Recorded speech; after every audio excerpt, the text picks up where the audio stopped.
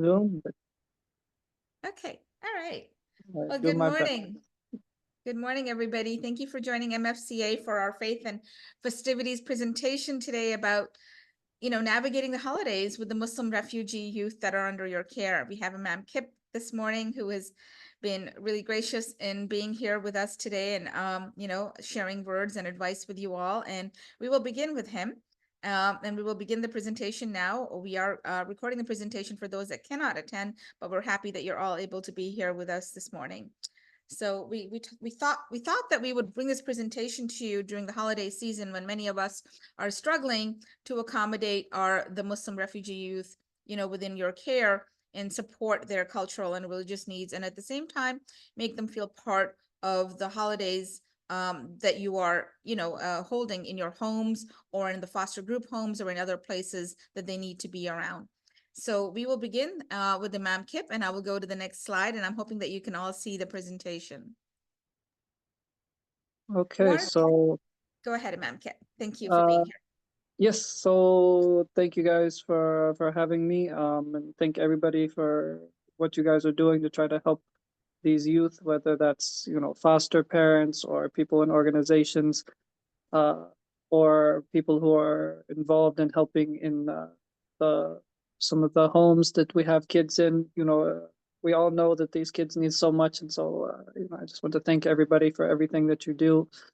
Um, so first, I want to give a quick introduction to something about Islam in general that I think is helpful to have in mind when navigating all different areas of things that have religious sensitivity to them, which is that it's important for people to understand in the West that Islam is a religion that has an idea of divine law, right? An idea that we have certain rules that we adhere to as part of our relationship with God, right? So all religions have a certain moral framework, right? And certain moral principles about how we should live our life. But you have some traditions that have a legal aspect to it, meaning that not only are we given general principles of morality, but we're actually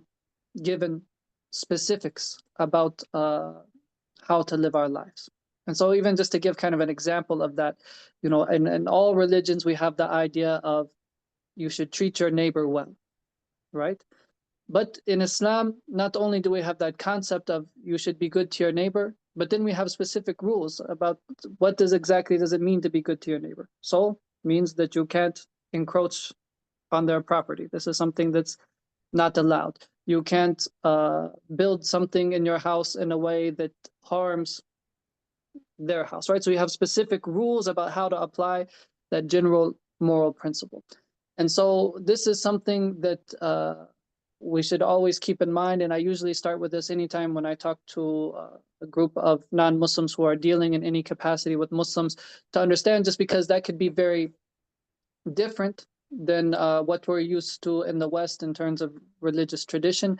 And so sometimes we don't understand why uh, the Muslim youth or Muslim coworkers or whatever it might be are being very particular about wanting to make sure they're following certain rules.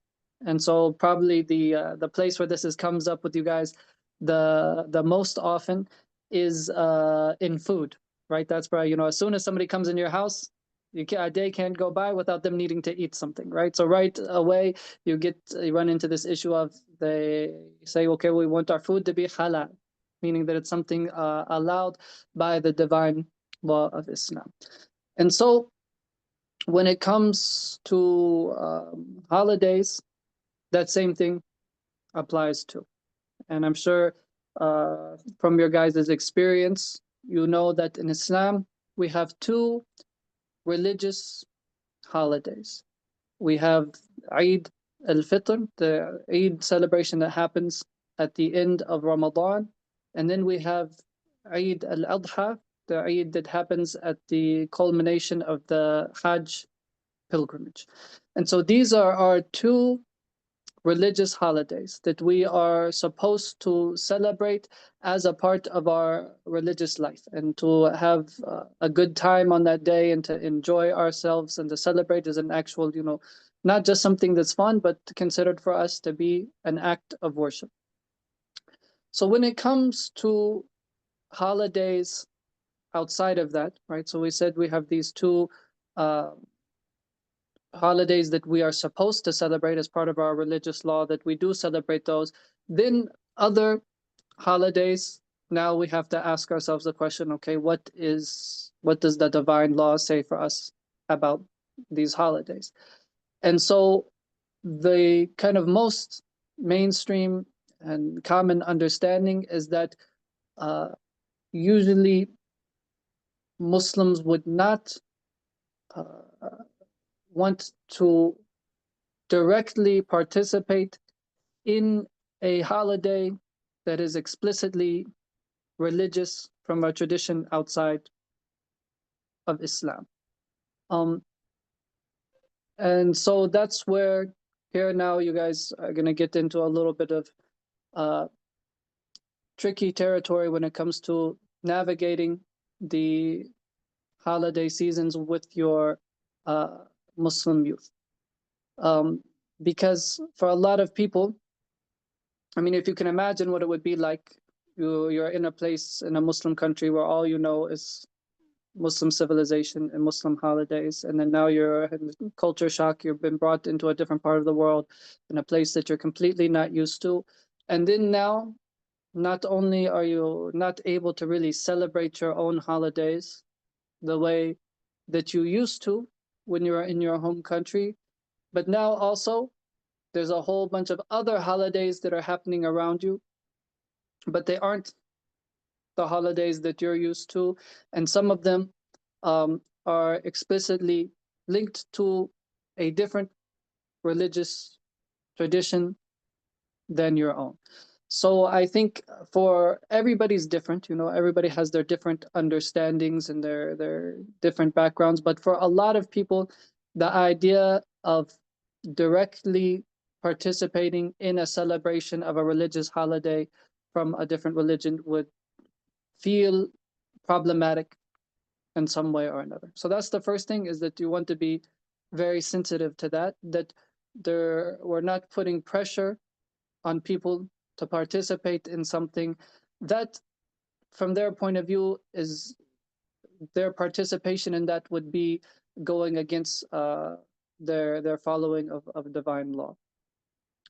And here it gets a little bit tricky too, because you have maybe some families in America who are not very religious at all, or maybe don't even consider themselves to be Christians, but Christmas is a part of their lives, right? So for them, they might say, look, it's not a religious thing. This is just, a cultural tradition that we do every year. But for the person coming from a different background, it's already embedded in their mind that no, this is a religious holiday, even if, some people that celebrate it are not doing it specifically with the intention of doing it as a religious practice. So that is just to have in mind the sensitivity there, and you really have to go with uh, the level of comfortability of the child, and be very sensitive to make sure that you're not, even in an indirect way, putting pressure on them to participate in something they don't feel comfortable with. And I think here, not only do we not have to put pressure, but we have to go above and beyond and let them know very explicitly that, look, it's okay to sit this out. You don't have to participate if you don't want to, because a lot of times when you're the outsider or you're the minority group, you already feel this pressure to fit in, and you feel this fear of being not accepted or being pushed aside.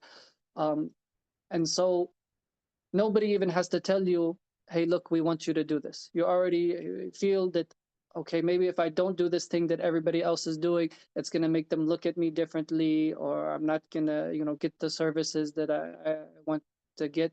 People are already coming in a lot of times at this kind of disadvantaged position. So it's good just to let people know that, hey, look, we're you're completely free to sit this out. You don't have to participate in anything that you feel would go against your own religious tradition or principles, and just to really make people feel comfortable. In my own experience, I know it goes a long way to kind of be preemptive to these things. And I give you a story from my own life. I remember one time I was working at a restaurant, and I was not the only Muslim employee there. This was in college, and it's a sandwich shop, and a couple of the guys that had worked at the restaurant were Muslim. And so it's my first day on the shift, and the prayer time is during my shift. So I know at some point I'm going to have to take a break to pray. And so I'm starting to get nervous. Okay, how do I bring this up with the supervisor? How do I tell him, I have to take a break to do my prayer? And I'm feeling kind of nervous about this. And then before I even brought up to him, the supervisor came to me and he said, because he knew I was Muslim, he said, "You have prayer time coming up, right? Just let me know when it's your time, and you can go and take a break." So that was like this huge relief that I didn't have to go and make this awkward request of something special just for me that not everybody else is doing. He already was sensitive to that and knew it, and then put me completely at ease. So I think those type of things can go a long way. So that's the first issue that we come to when it comes to the holiday season, is making sure that people are comfortable and we're not pressuring them, even indirectly, to be involved in something they don't feel comfortable with. But then the flip side of the coin is too, at the same time, we don't want to make people feel excluded or left out, or that they're not part of the family because the family is taking part in a celebration that the uh, the foster child is excluded from. So here it's this kind of very delicate uh, balance of respect and sensitivity, but in a way that's not pushing someone to the side or excluding. And I think the best way here is that, along with making it very clear to the person that there's no pressure to participate in something that's from outside of their religious tradition, but then at the same time to kind of go above and beyond and try to give them some type of replacement for that makes them feel that they didn't lose out, right? So for example, especially when we're talking about Christmas time and there's gifts involved, um, I think it's for just speaking from my own point of view, I would personally not feel comfortable with being a part of the kind of tradition of waking up on Sunday morning and sitting around the tree and taking the presents from under the tree and opening and all of these things. But if someone were kind of separately to just come and give me a gift and say, oh, this is the holiday season, and we're giving out gifts to people we love, and here's a gift that we got for you, then I would totally accept that and be respectful to that and grateful to that they were thinking of me at that time. So there's this kind of middle ground of not pressuring somebody to be involved in something that's kind of a ritual act, right? That's sitting around the tree and opening the presents. There's a ritual to that tradition, but then at the same time to still make people feel loved and cared about, and that they are thought about in that time as well. Um, the other thing, okay, so good. We have some very good notes that are uh, helpful for us here.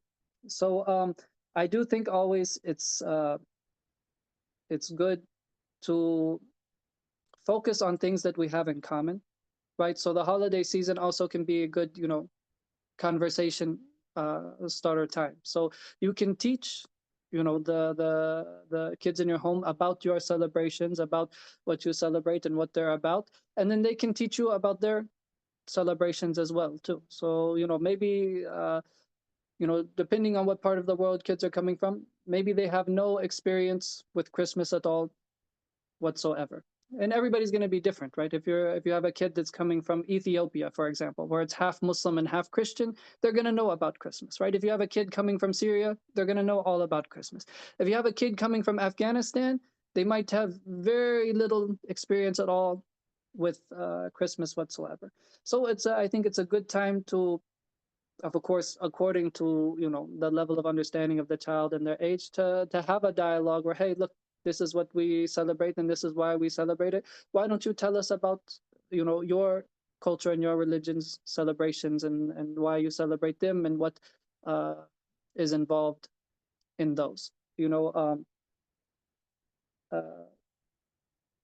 if we're having Muslims in a Christian household, both religions are religions that revere Jesus, peace be upon him, very much, right? And so there can be a shared, kind of conversation about that, about this person in history, and how we all look to him as an example. And then even we can, if the child feels comfortable, he can explain, if he has knowledge of it, that okay, we respect Jesus and we believe in him, but we don't practice the celebration of Christmas because we don't celebrate birthdays of the prophets in general, and this is not something that comes from our tradition. I don't know, Sister Shona, is there anything else that you wanted me specifically to point out that I'm missing here? Imam Kip, I have a slide up here with some of the advice you shared last year. And maybe you can just expand on it. I know you've given great advice already. And I did have a question that you can probably address about the significance of Jesus in Muslims' lives. And if you can just, you mentioned the commonality, how we obviously revere Jesus as a prophet. But somebody did have a question about, do we, and you answered part of it is that we don't celebrate the birth of Jesus. So if you can just expand on that a little bit in terms of the commonalities with that. Yeah, definitely. So we'll start with that. So, in general, in Islam and Christianity and Judaism, for the most part, we believe in the same prophets. Most of the prophets that you find in the Old Testament, you find them in the Quran as well. And in Islam, we believe that Jesus is one of those prophets, and that he was the last prophet to come before the Prophet Muhammad, peace be upon him. And so his story is mentioned in the Quran. His mother Mary is mentioned in the Quran, and they are figures that are revered as great prophets. In fact, Jesus is one of the 5 prophets of great determination, they're called, which are kind of the most important prophets in history, being Noah and Abraham and Moses and Jesus and Muhammad, peace be upon them all. But obviously in Islam, there's no concept of divinity of Jesus or of any of the prophets, or anything of that nature. Now, when it comes to the celebration of Christmas, like we said, this goes back to my starting point of Islam being a tradition of divine law, right? So we have the general principle that we love the prophets and we revere them, and we try to emulate their example, and we show our love and our respect for them. But then when it comes to, okay, how exactly do you show your love and respect for them? Then we go back to the legislation, right? And so the celebrating of the birth of the prophets and making it a reoccurring event every year is not something that was legislated in the divine law. So we don't practice it for that reason. And then, but also too, there's the side of identity in it too as well, right? This is one of the things that the kids that come, from overseas are really facing a hard time with, is they have their identity of who they are and where they're from, and then they come into a completely different place. And teenagers already, all they want to do is fit in, right? There, you're building your identity, and you feel a lot of pain when you go to. I remember, being in middle school and high school, it was very hard every day to, go and try to understand, where do I fit in, and does everybody like me or not? And you feel all of this pressure. Then to add to that, being a religious minority, and so celebrating um, a holiday from another religion, it's it can feel like, you letting go of your own identity and taking on somebody else's identity a little bit. So I think, that's where we have to be really assuring to the kids that you do not have to change yourself and become more like us for us to respect you and to love you and appreciate you and all those things. We want you to be who you are. Yes, you came to America, but that doesn't mean that you cannot be culturally and religiously who you are in order to be a part of the fabric of the society here. And that's important. I think, one um, thing, when me and my wife were interacting with some of the foster kids, we took them out in public and it was time to pray, and we prayed with them in public. I think, my wife prayed with them at the trampoline park.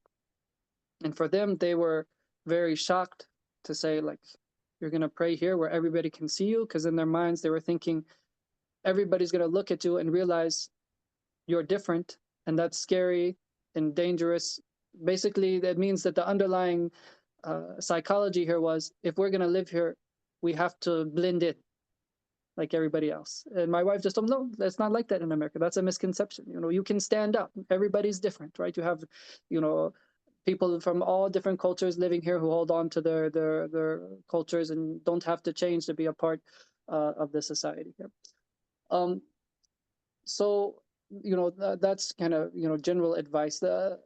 When specifically when it comes to the uh, the holiday season and there's practical things we can do. I think one thing is equity, right? So we want to not pressure kids to be involved in things they don't feel comfortable with, but still be equitable in terms of what they're getting in terms of gifts and time with the family and all of those things. So even if that means making kind of a special different thing for them. Maybe, Christmas Day dinner is a very big thing in your family, and maybe uh, you know, maybe they're going to do something else on that day. I know sometimes in some places they'll organize a separate activity for the Muslim youth so that the family can feel comfortable to do things their way without feeling that they're putting pressure on the kids. But then maybe you have another just family dinner that you do something special for the foster kids, to take them out to their favorite restaurant or something like that, sometime during the winter break, during these 2 to 3 weeks we have off of school, just to show them that, hey, look, you're not celebrating this holiday, but we want to make sure that we're taking advantage of this time of a break to do family things together that include you and that bring happiness to you.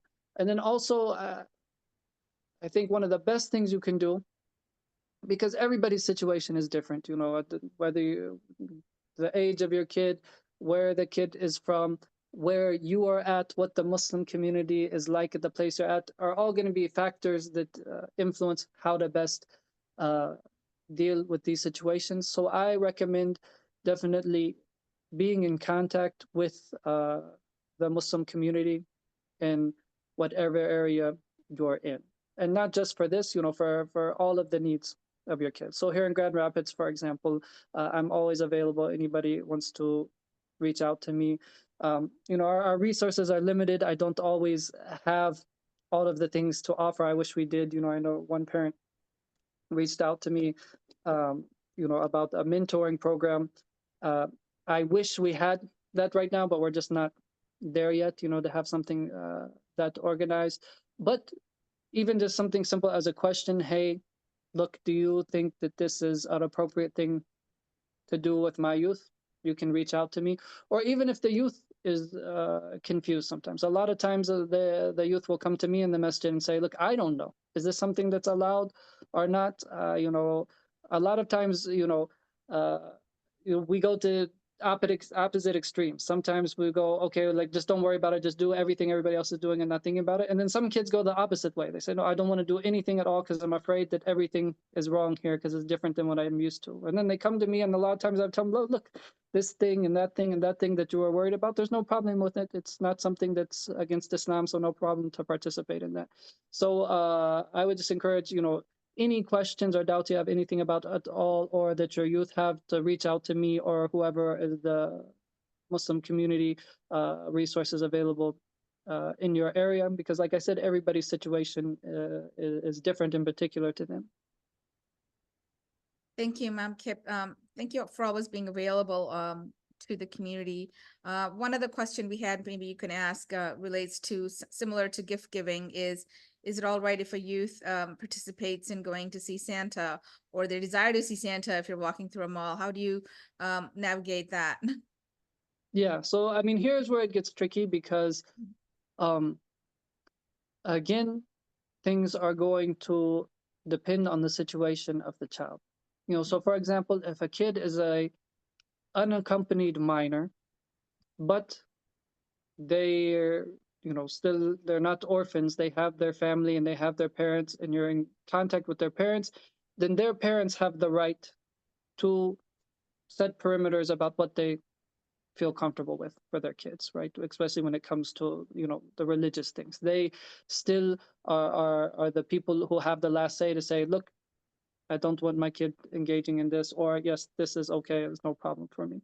So in that situation, if the parent is involved and able to be reached, then and you're able to communicate with them, then you have to give them the at least the first right to give their perspective on those type of things, because you definitely don't want to get in a situation where you're taking a kid to do something that he knows that his parents wouldn't want him to do, but he's kind of like sneaking behind the back of his birth parents with the foster parent. That's just not the type of dynamic you want.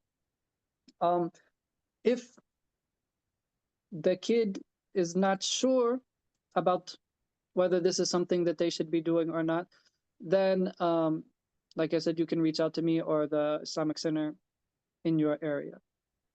If the kid is really wanting to participate in those things, I think, the job of the foster parent is to give the kid the opportunities to practice their religion, but it's not your responsibility to force them to practice their religion in the way that I would want them to do it, for example, right? So I think, because people are coming from different backgrounds and levels of religiosity, or even just understandings of what they're comfortable with.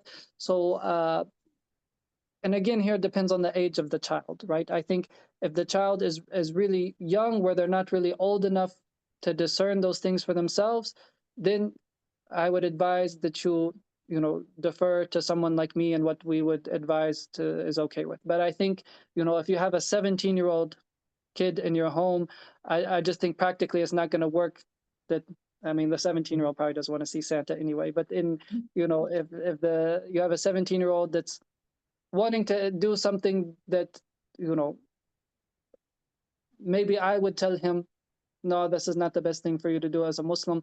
I mean, it's like being a parent in any situation, right? You have to kind of balance. If you're too strict with them, then it's gonna affect your ability to help them in other situations. I know that's kind of a convoluted answer, but because everybody's situation is going to be different. Thank you, Ma'am Kip. And if you can also answer one other question is, do Muslims recognize any holidays around December or Christmas? And how is it possible that Muslim holidays can end up in December?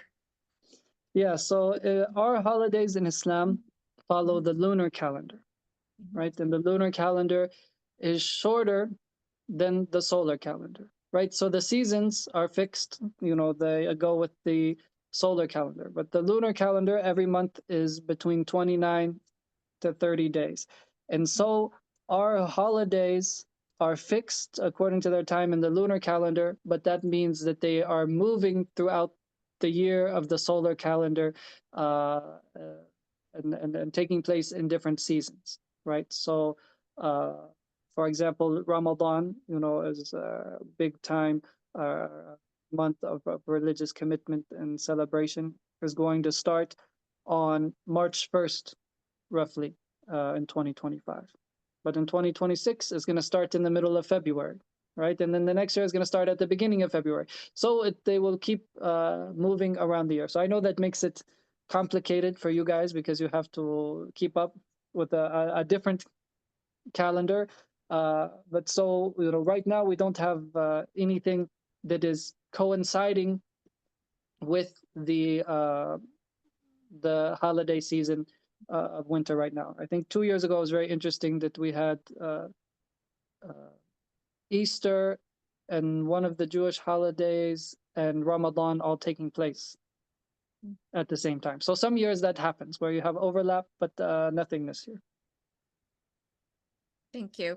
And one other question I just had coming up is, do you have children? If so, how do you navigate the school themed holiday parties with children at school?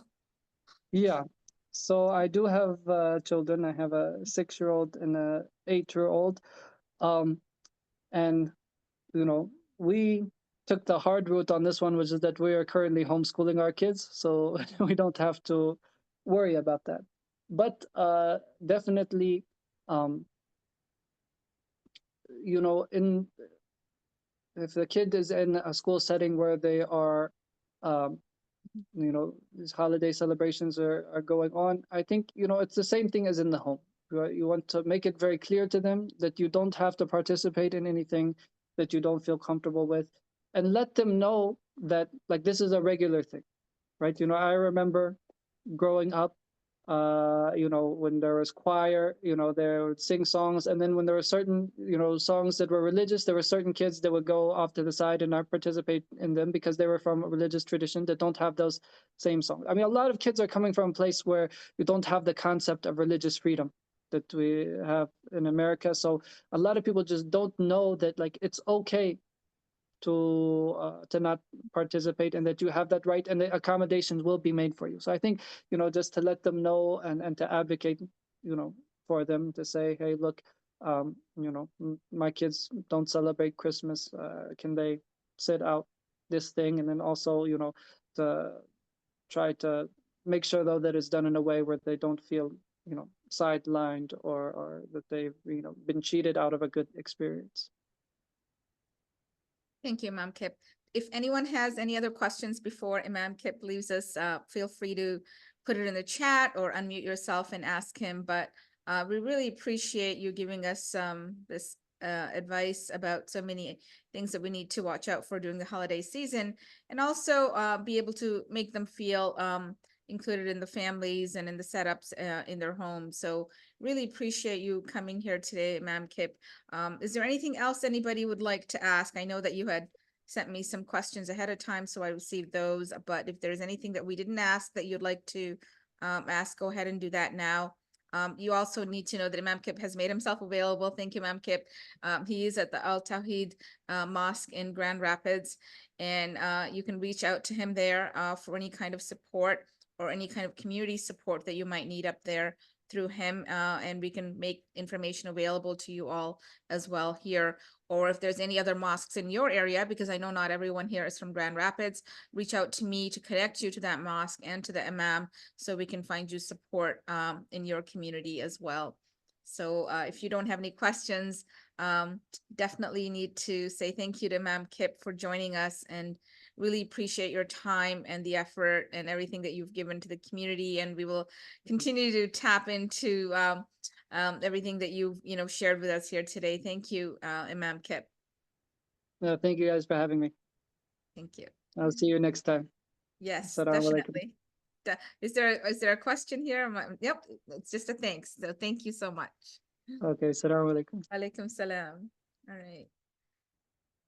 All right, so I'm just going to continue here with everybody and just give a little bit of idea of what dietary guidelines would look like around the holidays. I know there's always special holiday treats that like there are in every culture and faith, and amazing treats are going to come out during the holiday season.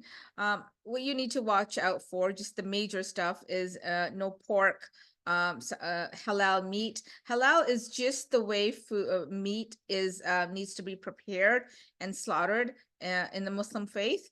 So many of you are aware of it already. If you're not, I can definitely, help you figure that out in your area. But it's usually halal meat, staying away from pork products and a lot of other stuff too. But those are, the two main ones. And and remember that there are so many other things that children can eat that are available that doesn't have to have, all the other products that we normally have in our treats. So you can always get, vegetarian or cheese or any other things that you feel that can supplement or be there for them so they can enjoy it too at your dinner table.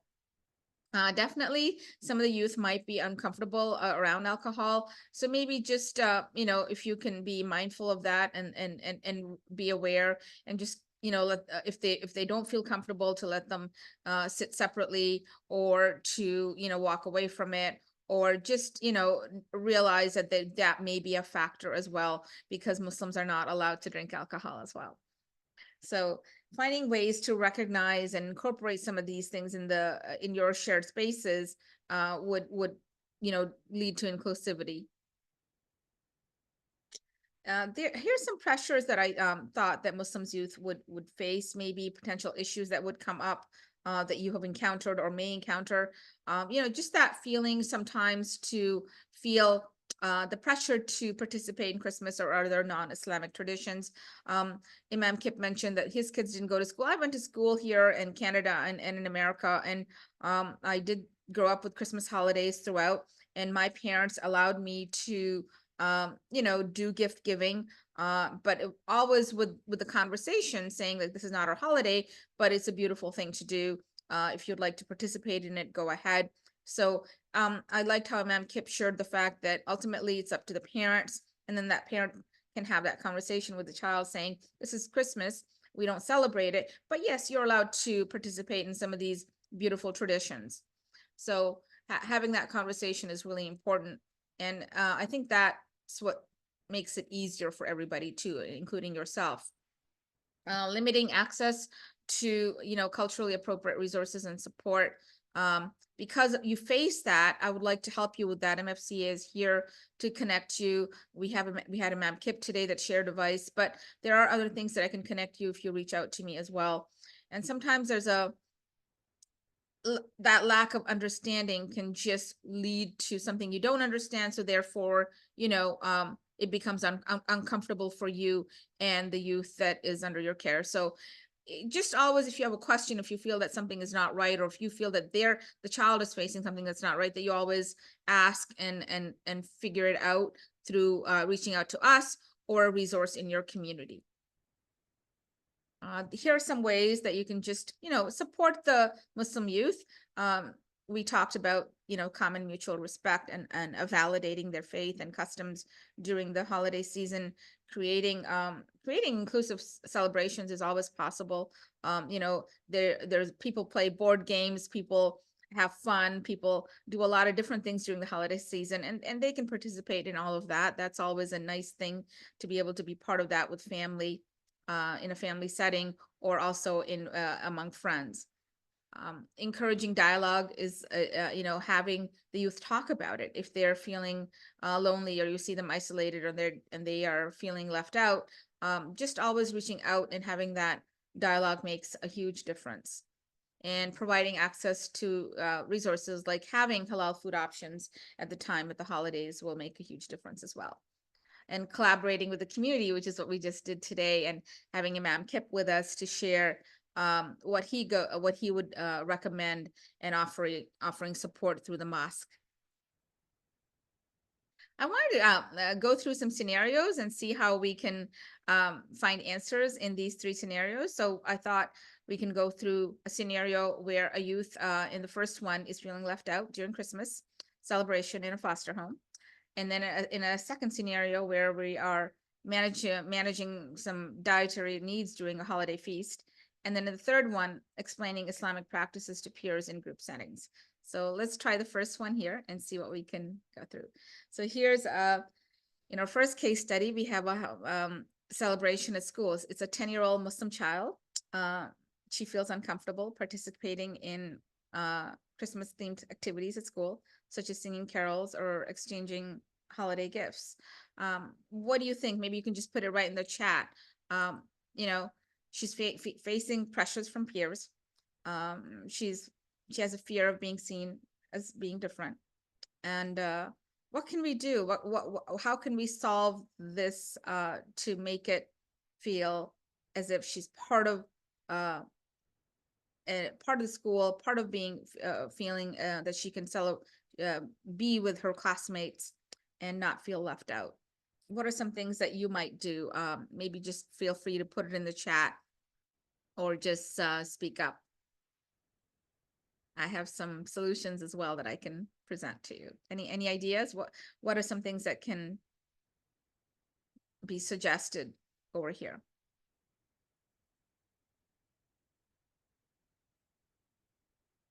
I have mine idea. I'm going to put them right here. So solution is we have something in the chat. So I'm going to just read that. Providing activities that are not Christmas themed. Thank you. Yes, Rebecca. Definitely, for sure. That would make a huge difference.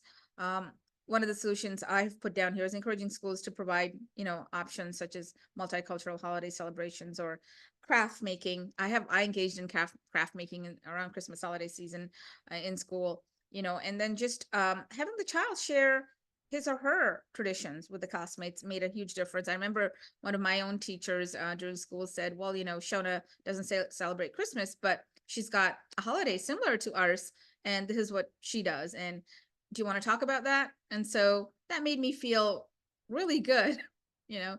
And I liked what Mary said, as a teacher, do winter related themes. And that's exactly it. These are the kind of things that would truly help with holidays in school with children from different faith backgrounds. Thank you for that. So let's go to our second case study, which is navigating Christmas in the foster home.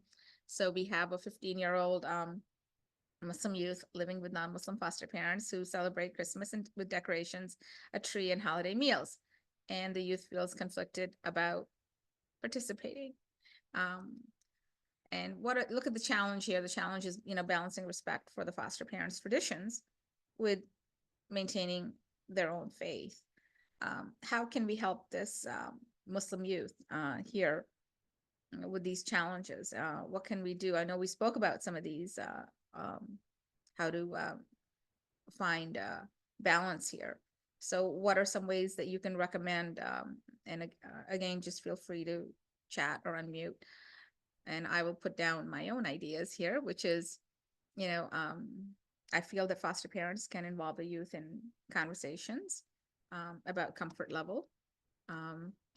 Open dialogue, absolutely. That's the first thing that comes up. Thanks, Mary. And communication, Rebecca, between youth and family to see what she's comfortable with participating. Exactly. What does she like? Talking directly makes a huge difference. And I think that helped me during the holiday season too. And I went to friends' holidays. I went to my friends when they were celebrating Christmas. I was very comfortable because I had a conversation with my parents about, how to behave and how to be having that mutual respect. And my friends loved it. I went during Christmas break. I went when they opened the gifts. So I was part of all those beautiful traditions around Christmas. And I did not feel the pressure to participate because I had that healthy conversation, and my friends were aware of it, that I was Muslim. But it was amazing because they used to invite me during Christmas season and I invited them for our Muslim Eid celebration. So it was just that's how it can be. You actually can be part of the same setting, but recognize that celebrations can be different, and you can participate in some, but not directly participate in others. And so creating that opportunity for the youth to celebrate their own traditions and having that dialogue becomes really important. And here we have another case study in a foster group home. So it's a 13-year-old Muslim child and sharing a group home with non-Muslim youth celebrating Christmas, and the child does feel left out during holiday activities. What are some suggestions here that we can help her with and make things easier for her? With the challenges being isolation, she might feel isolated and feels that there's a lack of shared cultural practices or difficulty in expressing her needs, I guess, right? So what are some ways we could make it celebratory for the people participating and also include the ones that are not and feeling left out?